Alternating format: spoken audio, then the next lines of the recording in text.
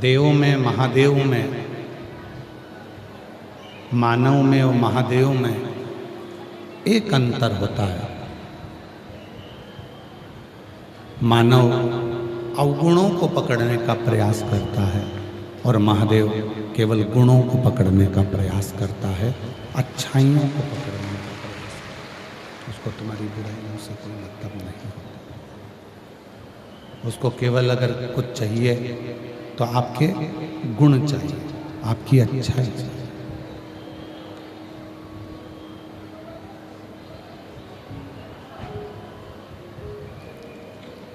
शिव कथा कहती है, भगवान शंकर का चरित्र कहता है, शिव महापुराण की कथा कहती है। इनको सुनो ना, आके बैठे हो, आवाज खोलो बाहर की भी, प्रेशर खोलिए।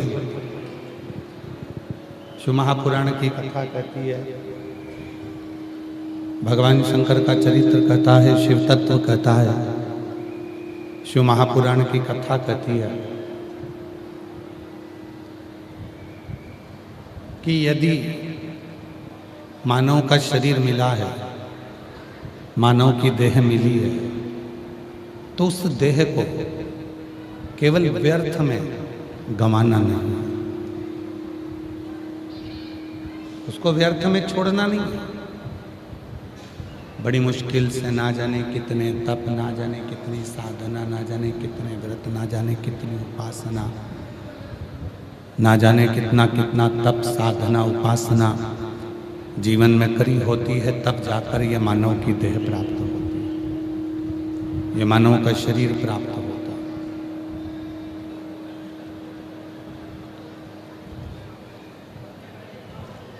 किसी ने कहा कि गुरुजी, ये जो मानव का शरीर है, मनुष्य की देह है, 84 लाख योनियों में केवल एक योनि ऐसी है। इसको तो सुनो, आके इधर आओ। और ये बड़े बड़े बक्सेवन भी सुनो, इनमें कान लगा के तुम लोग सुनो।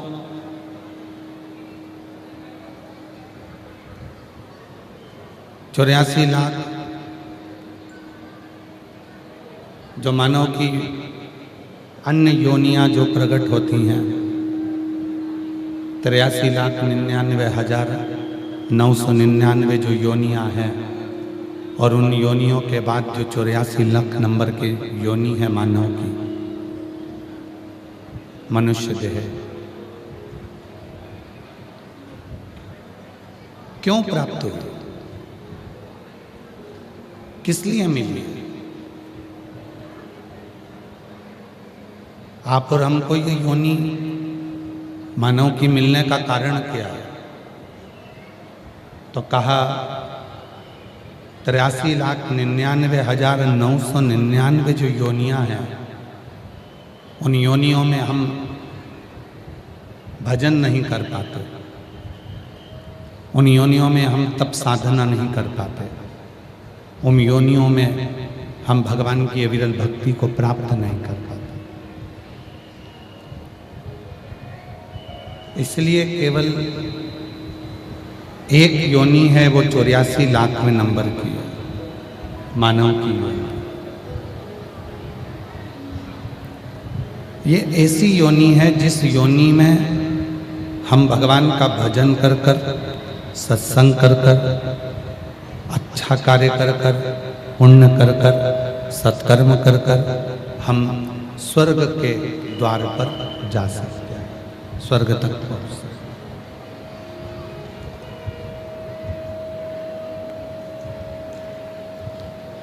कोई दूसरी योनि में वो बल नहीं है कि हम उस योनि से छूटें और सीधे स्वर्ग चले जाएं।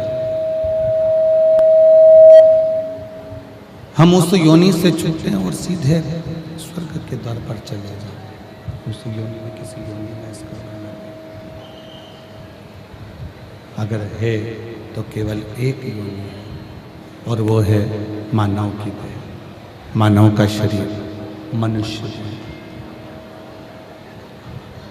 क्यों मिला ये मानव का देह, किस लिए प्राप्त हुआ? केवल भोजन करो, सो जाओ, काम करो, थोड़ा सा धन कमाओ, परिवार में आराम से रहो और चले जाओ। केवल इतने से कार्य के लिए क्या मानव का देह मिला है? नहीं। शिव कहते हैं माँ जगत जननी पार्वती जी को कि हे जगदम्बा, हे जगत जननी, हे जगत धात्री, हे दुर्गा भवानी, हे माँ पार्वती। ये जो मानव का शरीर है, ये मानव की जो देह है, मानव का जो शरीर है, मानव की जो देह है, ये केवल परिवार में रहे, थोड़ा बहुत कमा लिया, भोग कर लिया, धन एकत्रित कर लिया, पूंजी एकत्रित कर ली, सुख भोग लिया और संसार में सुख भोग कर फिर हम जो है स्वर्ग के पथ पर चले गए, ये उसके लिए नहीं, ये उसके लिए नहीं। शिव महापुराण की कथा कहती है ये जो मानव का शरीर है, ये मानव की जो देह है, मानव का जो शरीर है, ये मिलने का कारण केवल एक है कि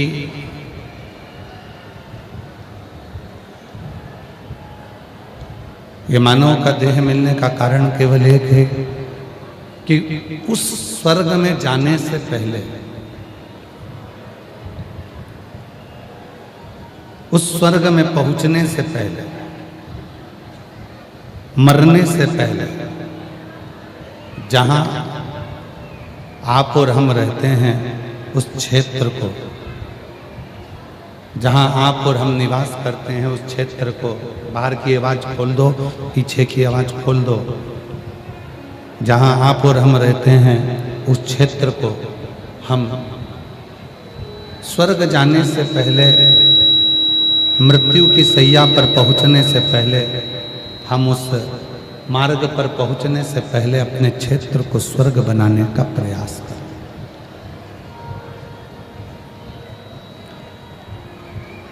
अपने क्षेत्र को हम श्रेष्ठ बनाने का प्रयास करें। और जब हम अपने क्षेत्र को अच्छा बना लेंगे, हम अपने क्षेत्र को श्रेष्ठ बना लेंगे, तो ये निश्चित है कि हम कोई भटक भी रहे होंगे तो भी हमें शिव का धाम प्राप्त हो ही जाएगा। कितने भी और मैंने तेरे ही भरोसे बाबा, तेरे ही भरोसे हवा बिच उड़ती जावांगी, बाबा डोर हत्तो छड़ी नाम कटी जावांगी, भोले मैं तेरी पदम, शंभू मैं तेरी पदम, हवा बिच उड़ती जावांगी, बाबा डोर हत्तो छड़ी नाम कटी जावांगी। तो ये जो मानव का शरीर मिला है, ये जो मानव की देह मिली है, भटकने के लिए नहीं मिली। यहाँ काम हुआ वहाँ चले गए, वहाँ काम हुआ वहाँ चले गए, वहाँ काम हुआ वहाँ चले गए, और अंत में इस मानव देह को त्याग दिया और फिर संसार सागर छोड़कर चल दिया। ये इसलिए नहीं। इस मानव देह को प्राप्त करना और इस मानव देह को प्राप्त कर कर भगवत भजन करना, ये इस मानव देह को प्राप्त कर कर परमात्मा के मंत्र का जाप करना, ये एक कथा आती है।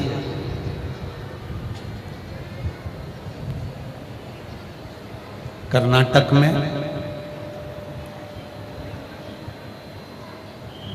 एक मणिखेरी स्थान है,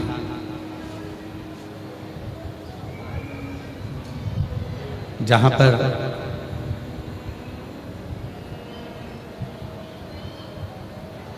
एक ब्राह्मण हुआ जिनका नाम था सुब्बा राय। जितने भी वीर शैव लिंगायत संप्रदाय के जो अनुयायी हैं, जिनके गले में शिवलिंग हमेशा चांदी की एक छोटी सी डिब्बी में उनके गले में रहता है,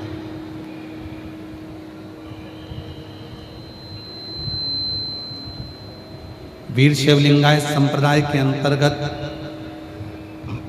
जिनके गले में भगवान शंकर का शिवलिंग सदा विराजमान, जिनके मस्तक पर भस्म का त्रिपुंड सदा विराजमान,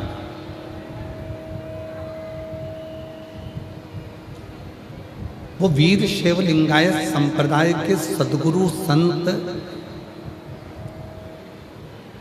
एक पथ बताते हैं कि यदि हमको शिव की भक्ति को प्राप्त करना, वीर शैव लिंगायत संप्रदाय में उनके गुरु एक मार्ग बताते हैं कि यदि हमें शंकर की अविरल भक्ति को प्राप्त करना है तो शिव के जो भक्त होते हैं, भगवान शंकर के जो दृढ़ विश्वास रखने वाले भक्त होते हैं, उनकी भक्ति को श्रवण करना चाहिए,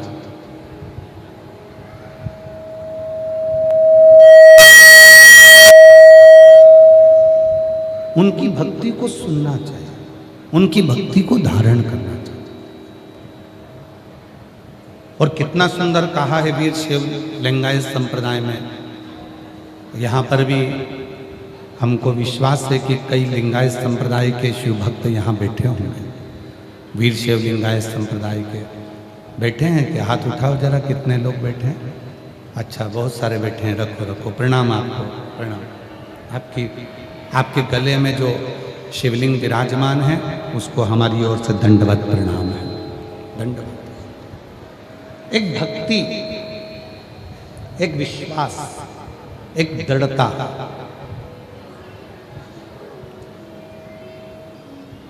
कर्नाटक में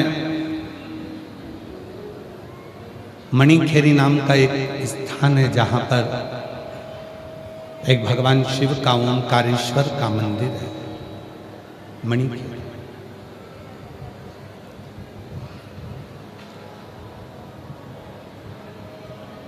उस मणिखेरी स्थान में एक ब्राह्मण रहता था जिसका नाम सुब्बा राय था।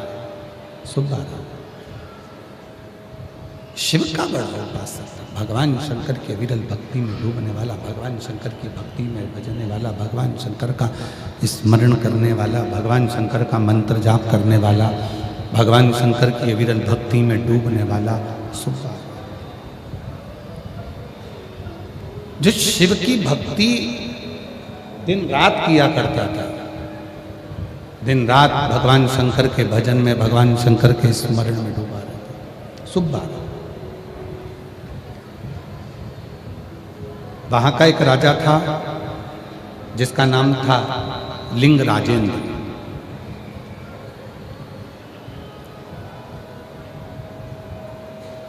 वहां का एक राजा है लिंग राजेंद्र। सुब्बा राय जब फ्री हो जाता भगवान शंकर की विरल भक्ति में डूब जाता। लिंग राजेंद्र राजा ने एक मंदिर बनवाया था भगवान शंकर का, पर उस मंदिर का समय था, इतनी बजे मंदिर में जाना है, इतनी बजे मंदिर का दरवाजा बंद हो जाएगा, इतनी बजे मंदिर का पट बंद हो जाएगा, इतनी बजे मंदिर चालू हो जाएगा, इतनी बजे मंदिर में आरती होगी, इतनी बजे मंदिर में राजभोग लगेगा, इतनी बजे मंदिर में शयन की आरती होगी, इतनी बजे मंदिर में यह कार्य होगा।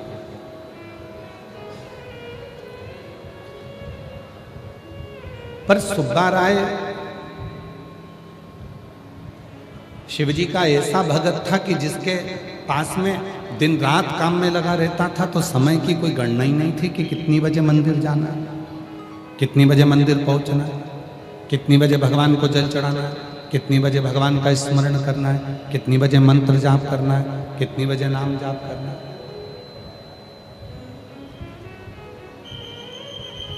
कितनी बजे परमात्मा का स्मरण करना। सुब्बा राय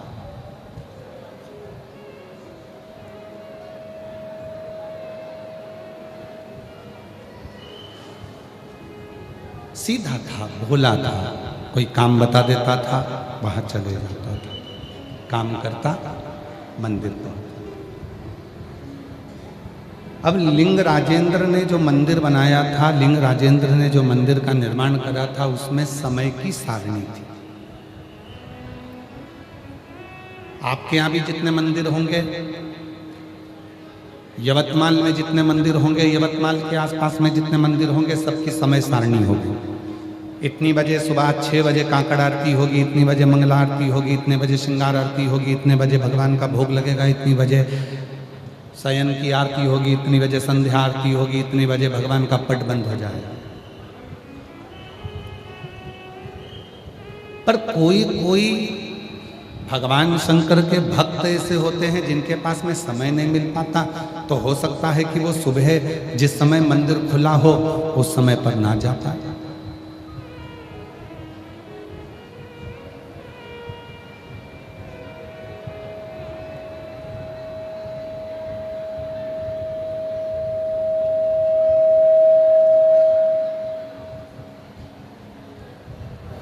आवाज़ थोड़ी क्लियर कर दो, आवाज़ ठीक नहीं आ रही है अंदर, थोड़ा क्लियर करो उसको, आवाज़ सुनने में अपने को भी समझ में आए कि बोल क्या।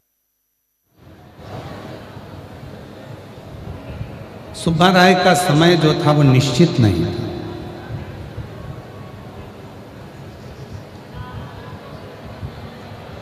कोई काम से फ्री हो जाता तो मंदिर जाता। अब जब वो फ्री नहीं हो पा रहा तो मंदिर जाने का समय निश्चित नहीं। आप लोगों में से कई माताएं ऐसी हैं, आप लोगों में से कई मेरी जीजियां, कई मेरे जीजा, कई मेरी बेटियां, कई मेरे बेटा, कई मेरे बुजुर्ग माता पिता ऐसे हैं। शंभु शंभु शंभु शंभु शंभु। कई मेरे बेटियां, कई मेरे बेटा ऐसे हैं कि दिन रात किसी ना किसी कार्य में जुड़े रहते हैं, तो उनका समय निश्चित नहीं हो पाता। वो निश्चित समय पे मंदिर नहीं पहुंच पाते, वो निश्चित समय पर भगवान को जल नहीं चढ़ा पाते। और कई लोगों का प्रश्न रहता है, क्यों गुरुजी, अगर हमको सुबह समय नहीं मिले तो क्या हम दोपहर में जाके भगवान को जल चढ़ा सकते हैं? क्यों नहीं? गुरुजी, अगर हमको दोपहर में समय ना मिले तो क्या हम प्रदोष काल में जाकर भगवान की पूजन कर सकते हैं? क्यों नहीं? 33 कोटि देवता में 33 कोटि देवता में केवल एक देव अधिदेव महादेव ऐसे हैं जिनके पास जाने का कोई समय नहीं है। जब तुम्हारी मर्जी पड़े तब शिव की आराधना, साधना, भजन, कीर्तन, स्मरण कर सकते। 33 कोटि देवता में केवल एक देव अधिदेव महादेव ऐसे हैं कि जब तुम्हारा मन पड़ जाए तब तुम शिव की साधना में लग जाओ, तब तुम शिव का भजन करने में लग।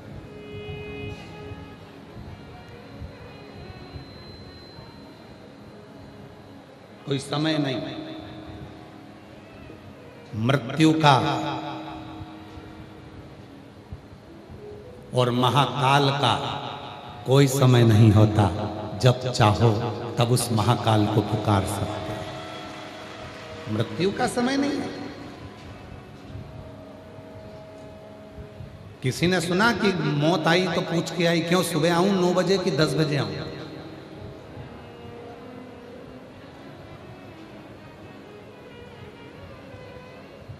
और आप में से कोई है जिसने सुना हो कि किसी ने कह दिया नहीं नहीं मैं अभी 9 बजे नहीं मरूंगी, मैं तो शाम को 4 बजे मरूंगी, अभी नहीं मरना मेरे को। और यमराज ने कहा नहीं मेरे को तो अब भी मारना है, तो पड़ोसन एक काम कर, तू पड़ोसन को उठा के ले जा, मैं तो 4 बजे ही जाऊँ, मुझे नहीं।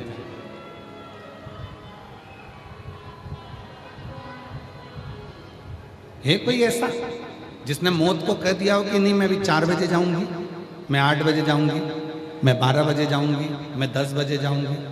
किसी ने मौत को नहीं। मौत और महाकाल इन दोनों का कोई समय नहीं है। जब तुम दुखी हो, जब तुम तकलीफ में हो, जब तुम कष्ट में हो, जब तुम परेशानी में हो, तब तुम उस महाकाल को याद करना प्रारंभ कर दो, वो तुम्हारे दुख मिटाना प्रारंभ कर दो।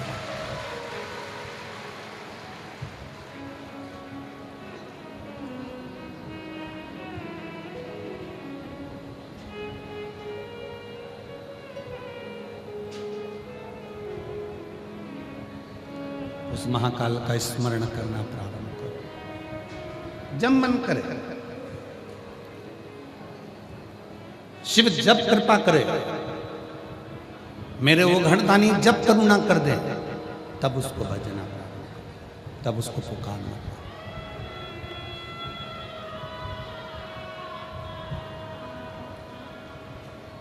और मैंने तेरे ही बाबा, तेरे ही हवा बीच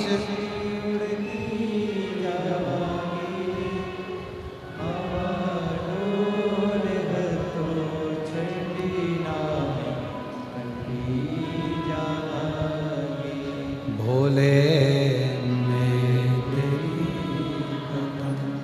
शंभू। कोई समय मेरे शिव के लिए नहीं, हर घड़ी, हर पल, हर समय, हर क्षण तुम शिव को पुकार सकते हो।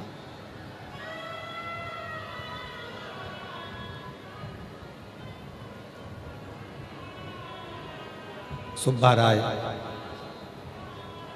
समय मिलता मंदिर जाता, तब तक मंदिर बंद हो जाता। हो सकता है आपका समय और परमात्मा का समय दोनों अलग अलग हो सकता है आपका समय और भगवान का समय दोनों अलग अलग हो। जिस मंदिर में आप जल चढ़ाने जाती हो, वो मंदिर का दरवाजा ही बंद हो जाए जब आप फ्री होकर जाती हो।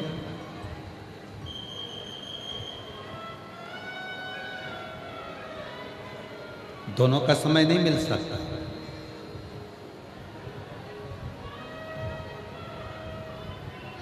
दोनों का समय मैच नहीं कर सकते।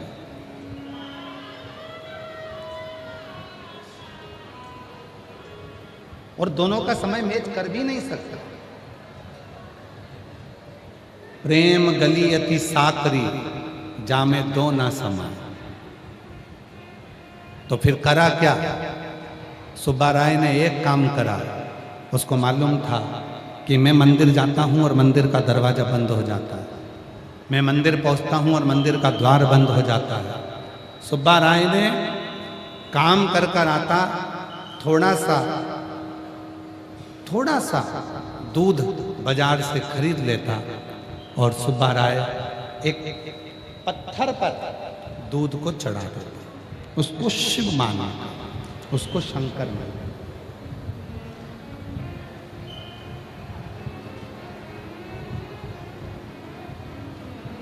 उसको शिव मानकर, उसको शंकर माना।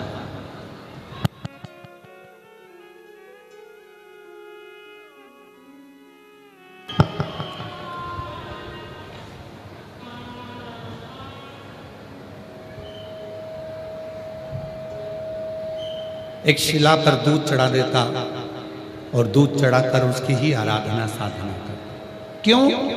क्योंकि मंदिर का समय और सुब्बा राय का समय दोनों मिल नहीं पा रहा था।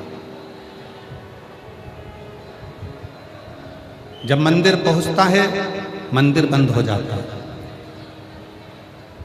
समय पर नहीं पहुंच पाता। जाने विचार करा, क्या करूं? एक पत्थर, एक शिला उठाकर लाया, रख दिया। अब उसी पर थोड़ा सा दूध समर्पित कर देता है, उसी पर दूध चढ़ा, उसी पर। और श्री शिवाय नमस्तुभ्यं, श्री शिवाय नमस्तुभ्यं, श्री शिवाय नमस्तुभ्यं, श्री शिवाय नमस्ते। लाता दूध शिला पर चढ़ा देता।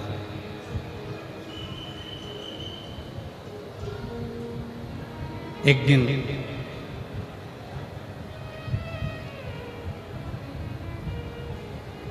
लिंग राजेंद्र को मालूम पड़ा, एक दिन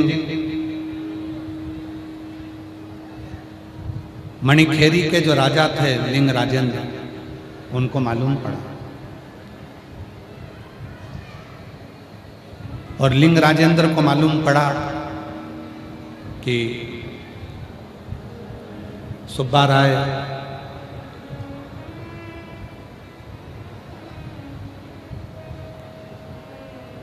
एक शिला के ऊपर जल चढ़ाकर दूध चढ़ाकर फिर काम पर चले जाता है।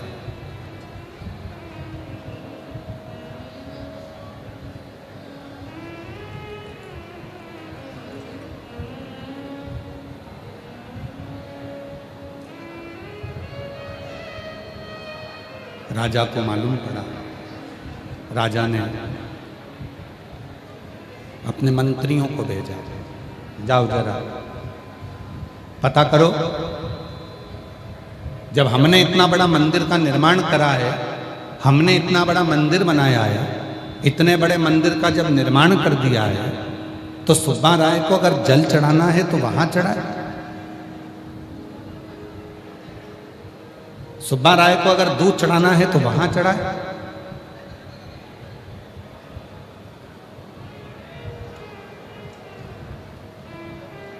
जब हमने इतने बड़े मंदिर का निर्माण करा है, इतना बड़ा मंदिर हमने बनाया है, और अगर दूध चढ़ाना है, पूजन करना है, जल चढ़ाना है, तो फिर उस मंदिर में जाकर चढ़ाए।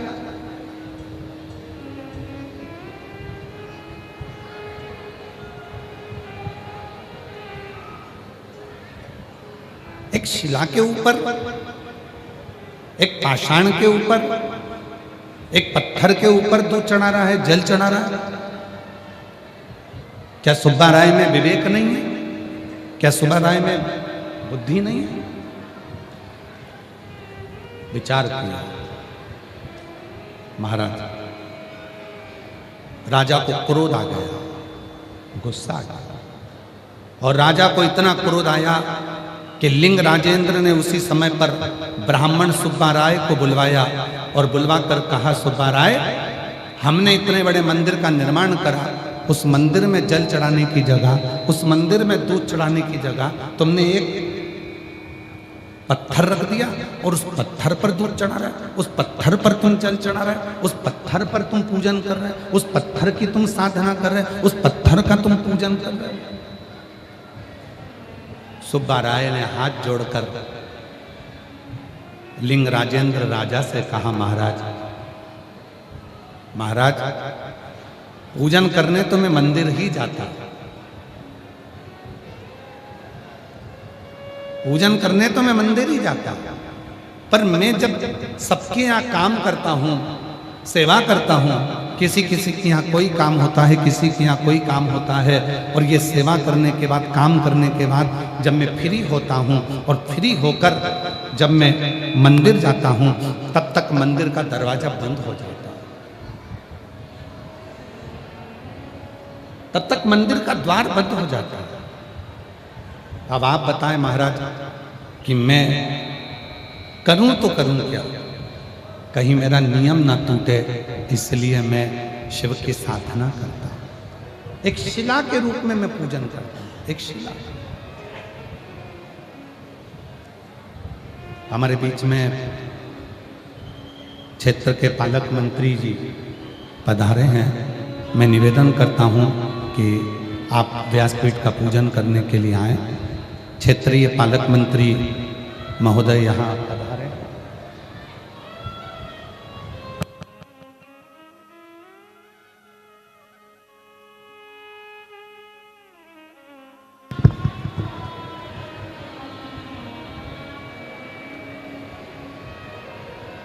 माननीय संजय जी राठौड़ साहब, मंत्री एवं पालक मंत्री यवतमाल जिला के, यहाँ पधारे हैं। एक बार जोरदार ताली बजाकर उनका स्वागत वंदन अभिनंदन। और कौन आएगा? एवं माननीय विधायक राजू भाऊ तोड़साम जी, माननीय विधायक सुधीर जी मुंगटीवार जी, माननीय विधायक किशन जी बानखेड़े जी, एवं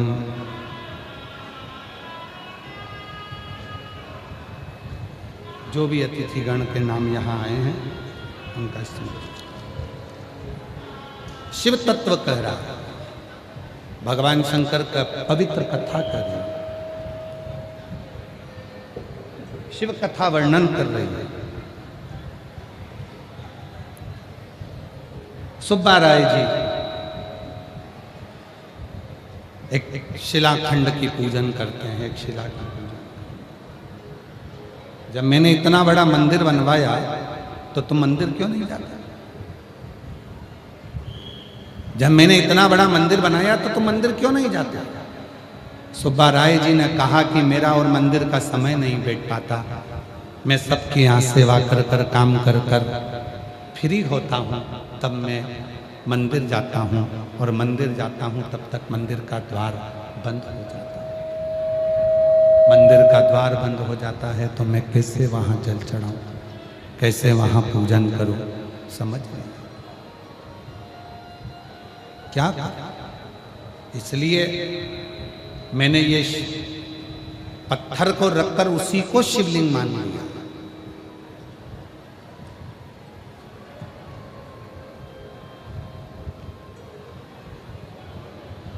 और मेरी जीजियों, मेरे जीजाओं, मेरी बेटियों, मेरे बेटाओं, मेरे बुजुर्ग माँ बाप, याद रखना, जिस दिन मंदिर ना जा पाओ, जिस दिन मंदिर में जाकर एक लोटा जल ना चढ़ा पाओ, उस दिन अपने हृदय में शिव को पाने का प्रयास करना, और एकांत में बैठकर 5 बार 7 बार श्री शिवाय नमस्तुभ्यम या पंचाक्षर नमः शिवाय या षडाक्षर ओम नमः शिवाय का जाप करना। आपको ऐसे महसूस होगा जैसे हम शंकर के मंदिर में पहुंच गए हैं और शिव जी को एक लोटा जल चढ़ा दिया है। मन को शिव जी,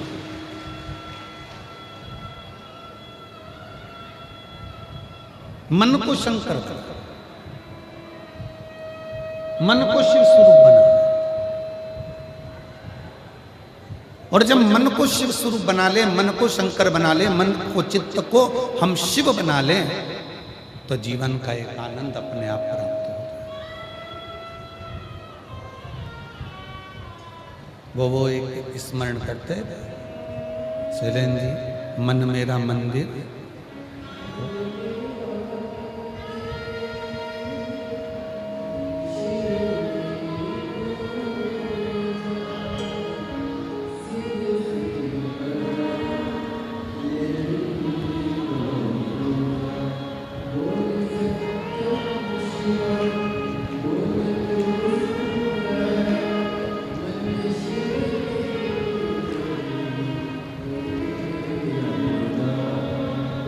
मन मेरा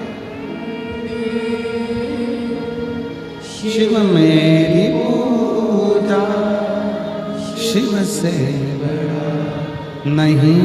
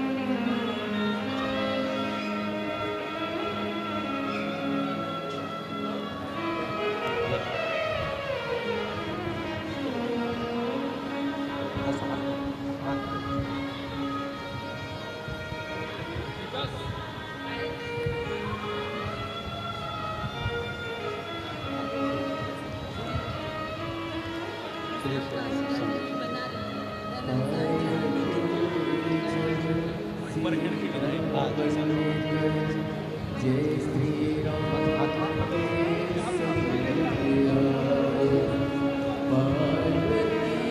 जब सीता बनकर जय श्री राम के सन्मुख आई राम ने देखो माता कहकर शिव शंकर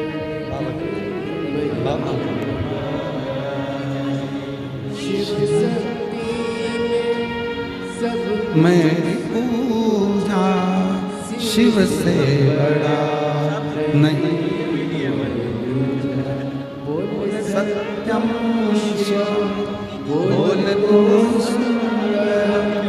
मन में शिव की महिमा के गुण गाजा मन मेरा मंदिर शिव मेरी पूजा शिव से बड़ा नहीं कोई दूजा।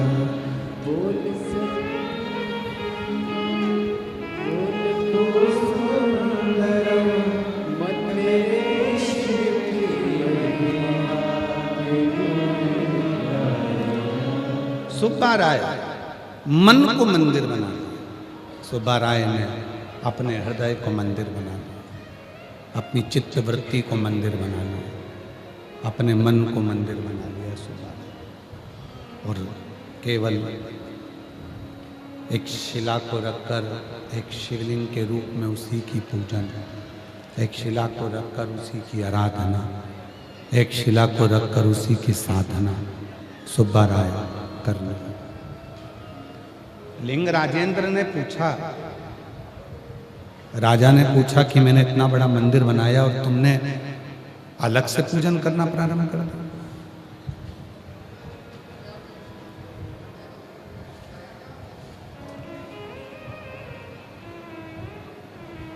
ये केवल एक कथा नहीं है, ये कई संसार के ऐसे लोग हैं जिनके भीतर का एक प्रश्न है,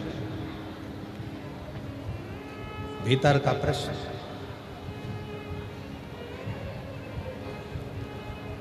गए दर्शन करने के लिए मंदिर में, बहुत भीड़ है, बहुत भीड़, दर्शन नहीं हो पा रहा, बहुत भीड़ है, बहुत भीड़, दर्शन ही नहीं हो पा रहा। क्या करोगे? सुब्बा राय की कथा का स्मरण करना। भीड़ ज्यादा है, बहुत ज्यादा भीड़ है, मंदिर में दर्शन नहीं हो पा रहे हैं। मंदिर के शिखर का दर्शन कर कर अपने हृदय को शिवालय बना लेना और शंकर को हृदय में बिठाकर ये सोचना कि इसी मंदिर में, उस मंदिर को मैंने अपने हृदय में बना लिया है और उसी में मेरा शंकर बैठा है और उसी को मैं जल चढ़ा रहा हूँ, उसी की साधना कर रहा हूँ, उसी की पूजन कर रहा हूँ, उसी की अर्चना कर रहा हूँ। हृदय वीर शैव लिंगायत संप्रदाय में हृदय में गले के अंदर चांदी की डिब्बी में शिव जी का शिवलिंग रहता है। वीर शैव लिंगायत संप्रदाय में चांदी की डिब्बी में शंकर का शिवलिंग है।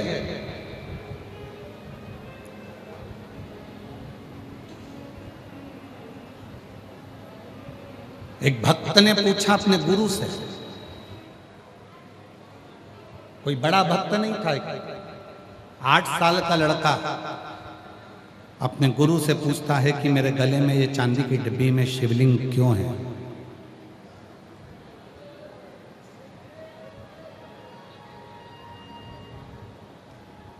वीर शैव लिंगायत संप्रदाय का एक बच्चा अपने गुरु से पूछता है कि इस चांदी की डिब्बी में मेरे गले में ये शंकर का शिवलिंग क्यों है? तो गुरु कहते हैं कि ये डब्बी में, चांदी की डब्बी में शिवलिंग नहीं, ये तेरा जो शरीर है ये शिव का मंदिर है और ये हृदय में जो शिवलिंग रखा है ये शंकर के मंदिर में शिवलिंग स्थापित कर रहा है। ये चलता फिरता मंदिर है,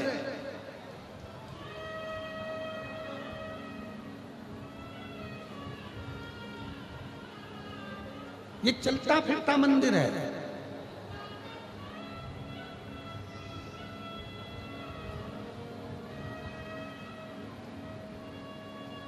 धन्य हैं आप सब लोग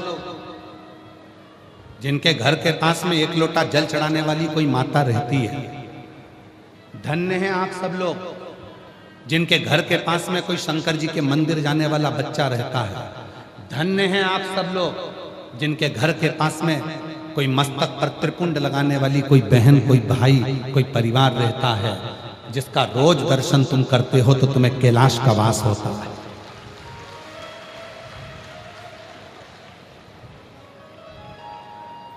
क्यों आए हैं ये लाखों की संख्या में शिव भक्त? आज कथा का छठा दिवस है। लाखों की संख्या में शिव भक्त आने का कारण क्या है? उनका आने का एक ही कारण है, इतने शिव भक्त आएंगे, उन शिव भक्तों के मुख का भी यदि हमें दर्शन हो गया। कौन से मुख का? जिस मुख से वो श्री शिवाय नमस्तुभ्यम कहते हैं। शिव महापुराण की विद्येश्वर संहिता में, गीता प्रेस गोरखपुर की शिव पुराण लेकर आओ, उसकी विद्येश्वर संहिता पढ़ो। उस विद्येश्वर संहिता में लिखा है, श्री शिवाय नमस्तुभ्यम बोलने वाले के मुख का मात्र दर्शन कर लीजिए, हजारों अश्वमेध यज्ञ का पुण्य मिल जाता है, हमारे पाप समाप्त हो जाते हैं। हमारे पाप समाप्त हो जाते केवल मुख का दर्शन करने का।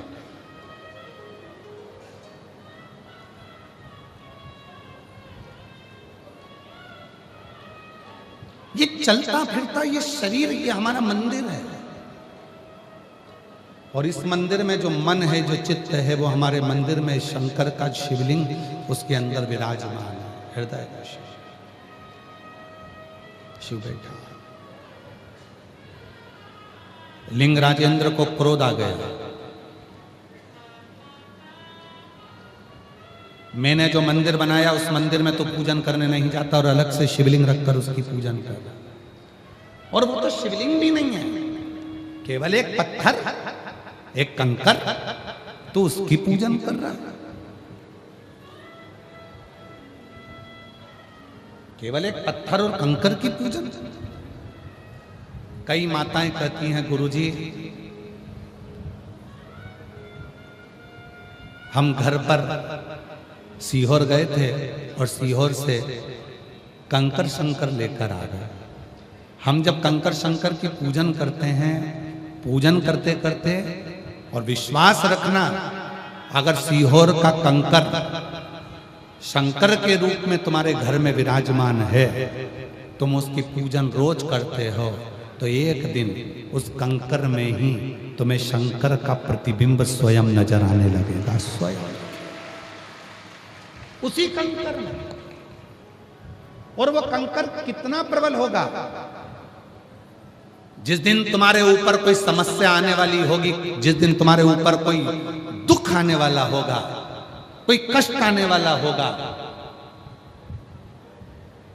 कोई तकलीफ आने वाली होगी, कोई कष्ट तुम्हारे सम्मुख में आने वाला होगा, दो चीज में याद रखना, दो चीज में सीहोर का कंकर टुकड़े टुकड़े हो जाता है। दो चीज में, एक टुकड़े टुकड़े होता है सीहोर का कंकर जब तुम्हारे यहाँ कोई खुशी आने वाली होती है, तो सीहोर का कंकर अपने आप टुकड़े टुकड़े होकर 1000 गुना हो जाता है कि अब तेरा वंश बढ़ने वाला है, तेरे यहाँ खुशी आने वाली है, तेरे यहाँ बहुएं आने वाली हैं, तेरे यहाँ नौकरी लगने वाली है।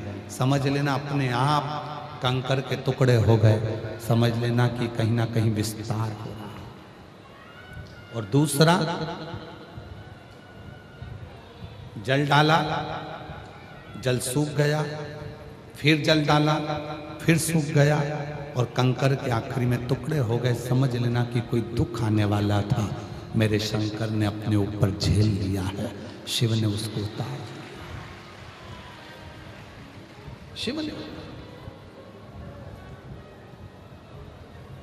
और मेरे भोले तेरा सहारा है, मेरे भोले तेरा सहारा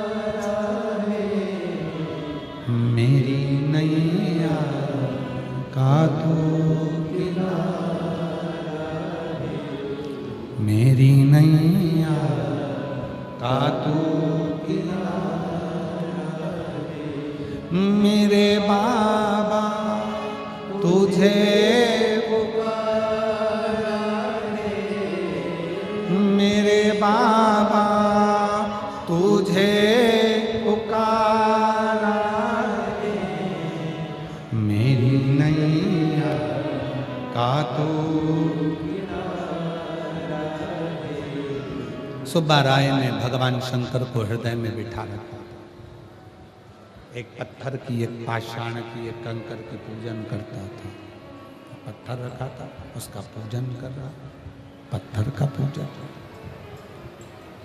जब इतना बड़ा मंदिर बनाया तो उसकी पूजन करना चाहिए, पर तू तो पत्थर की पूजन कर रहा, पत्थर की पूजन। गुस्सा आया, लिंग राजेंद्र को क्रोध आ गया, और लिंग राजेंद्र को क्रोध आया। 3 दिन देता हूं तेरे को, जिस पत्थर की तू पूजन करता है उस पत्थर में से शिव को प्रकट कर दे।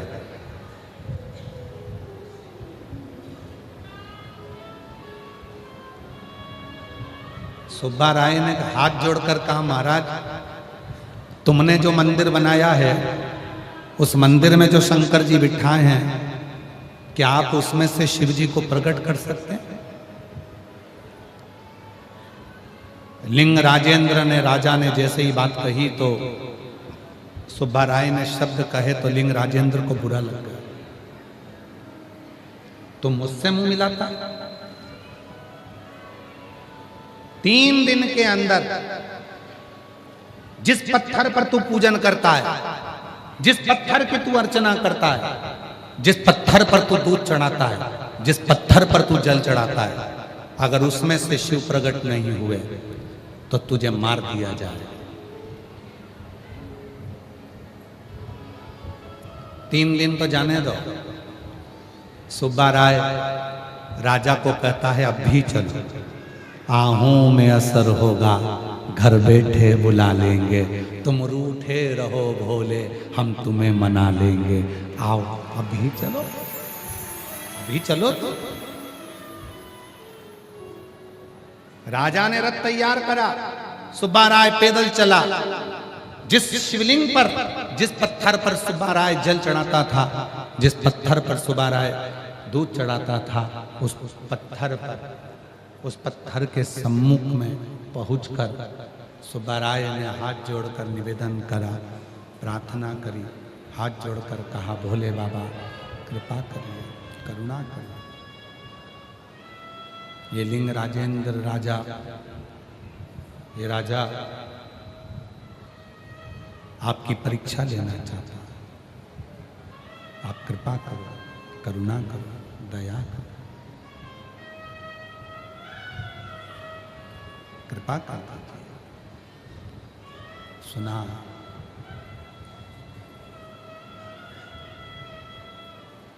राजा सामने खड़ा था, शिवलिंग में से एक तेज पुंज निकला, राजा के सामने आकाशवाणी हुई, राजा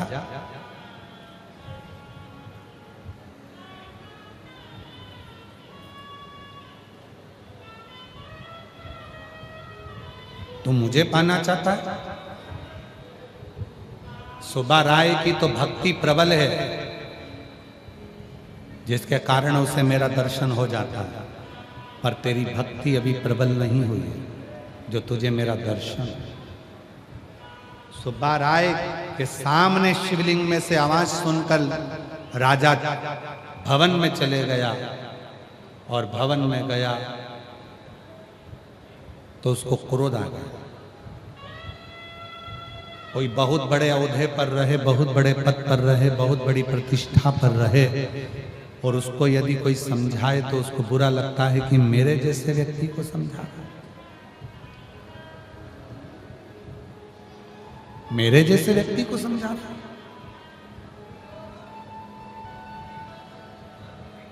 कोई बहुत बड़े औहदे पर रहे, कोई बहुत बड़े औहदे पर पहुंच जाए, कोई बहुत बड़े पद पर पहुंच जाए और उस व्यक्ति को यदि समझाया जाए तो उसको लगता है कि मेरे जैसे व्यक्ति को, मेरे इतने औहदे वाले को, जो इतने बड़े पद पर है, इतनी बड़ी प्रतिष्ठा पर, उसको समझाया जाए। पर शिव महा